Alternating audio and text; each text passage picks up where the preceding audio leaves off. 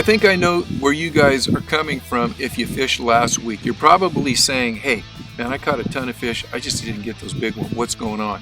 Well, I'll tell you, the big ones are out here, and they may not be consistently on the bite, but they are on the bite. So we'll get into all the details you'll need to know how to come out here and catch some bigger fish next week. But before we do that, let's take a look at a few pictures, then we'll get right into the report.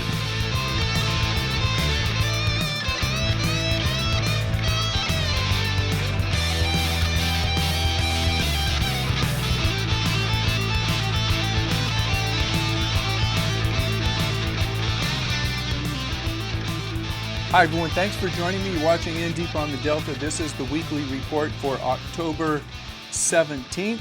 And you might notice that I pulled off the water. I'm back at home. I had to get off the water due to some audio problems. I didn't want to struggle through a report and have you guys listen to a bunch of wind blowing through the microphone. So I'm home, and we'll talk about everything you need to know, even though I'm here at home. And I'll give you a little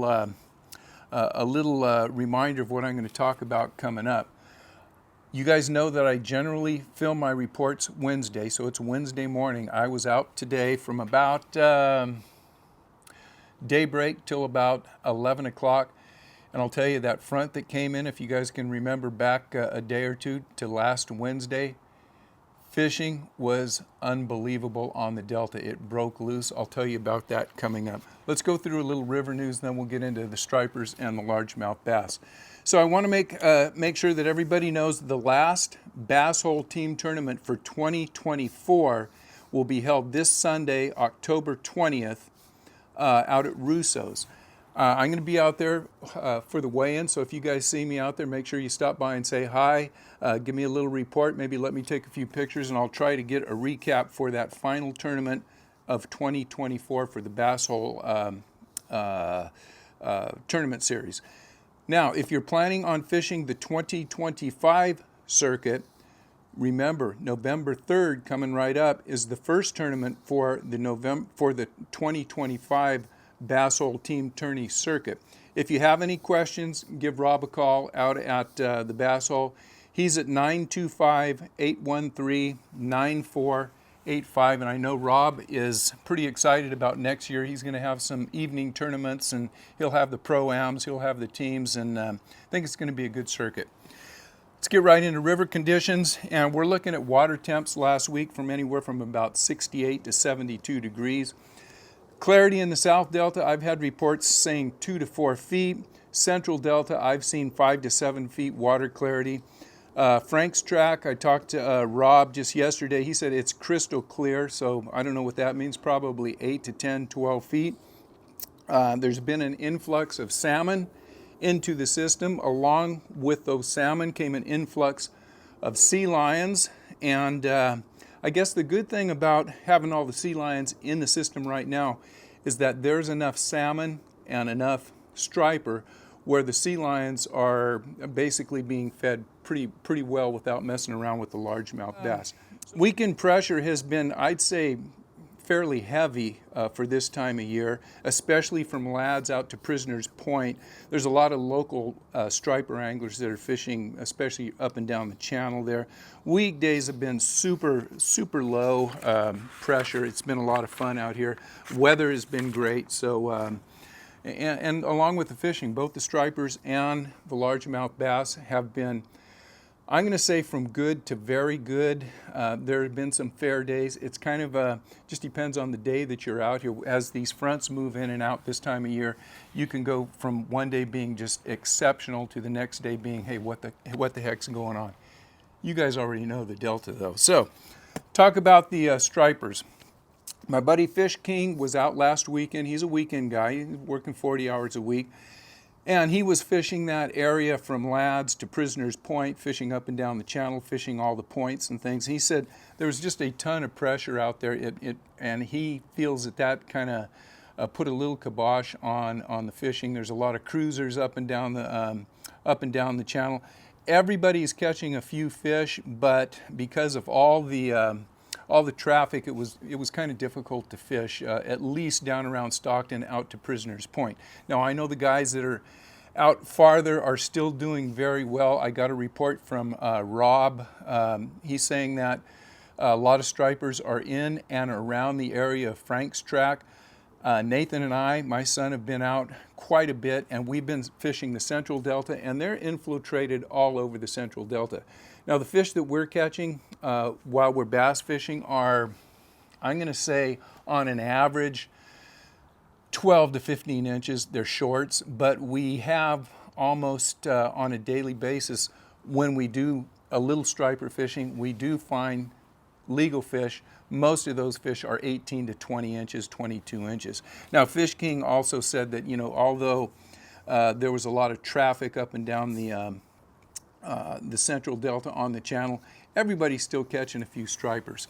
I haven't got a lot of reports from Liberty, but from what I understand, a lot of those fish have moved kind of into the Sacramento River. There's still a ton of fish from I'll say from Pittsburgh all the way down to Rio Vista, Sherman Lake, you know, everywhere out there. There's a lot of fish out there, and they're better quality fish. So, you know, that's what it looks like, and there's still a lot of fish in the bay as far as stripers go. They're going to be coming in, and I'm looking for, as this weather starts to change and everybody else is looking for the same deal, as, and those stripers are going to flood in. It's going to be some really good fishing. I also talked to Joe from Core Fishing, and he kind of reiterated that for him it's been a little slow. Joe's fishing a lot of topwaters, but Joe continues to get a good quality fish. I got a picture of Joe up there for you. And I'm hoping that Joe and I will be out in the next couple weeks as soon as the stripers really move in. We're going to do some striper fishing videos. You know what? Let's get into the largemouth bass. That's what we got to talk about. And I'm going to call it the large. I'll say the stripers are fair to good. If you're out west or on the Sacramento, it's probably good to very good. The largemouth in the Central Delta have been good to very good to exceptional. It depends on the day that you're out there. Everyone's catching fish, but the size is hard to come by. You know, all of my reports, everyone's catching fish. And if you get lucky, you get a 3-4 pound fish. I've got one report from Benjamin. He was out, and this is going to kind of bolster what I'm going to say. These fish tend to be potting up. He caught 10 fish in 15 minutes using a rattle trap. He had a 6'9" kicker. That is a very good day. Congratulations, Benjamin. And he found one of those pods, and he kind of in his report just said he fished that same little area and picked up all of those fish. Had a bite window, I guess you'd call it. I also talked to Nick Kanemoto, and if you guys don't know Nick and Thomas Kanemoto, they're the guys from the Bass Hookup YouTube. They're also the two guys behind First Gen Baits. Nick was out, had a great day, caught some big fish. He caught all of his big fish on the copper, what do they call it? The copperhead. That's their version of a vibrating jig. If you're not using that one, that is a very good vibrating jig. And I just want to let you know that Nick will have a video up, and he'll be, I'm sure, talking about how he caught those fish. So keep an eye on the Bass Hookup, and Nick will have that video out, and check that out for him, and he'll give you some ideas on what he's been doing.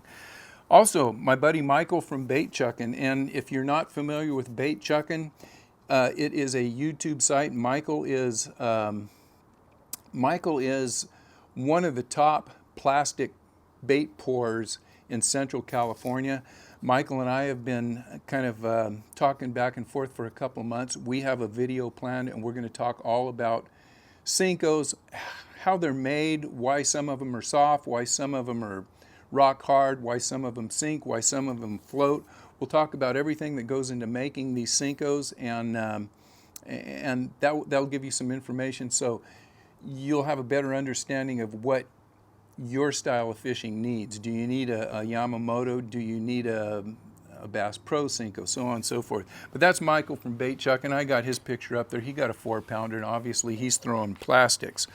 Okay, I'll tell you what I've been doing, and I've been fishing a lot with my son Nathan. We've been out, I'd say, about 5 days a week the last couple of weeks, or since I've been back from my little vacation. We've been out quite a bit, and we've had very, very consistent fishing. The first thing I will say is that the morning bite has been more and more consistent.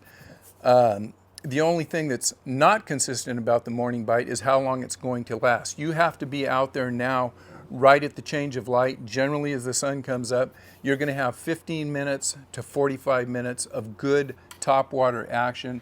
The best luck that we have had is on slower moving baits like the Bubble Walker and the Ricos. Fishing them slow, very finessey.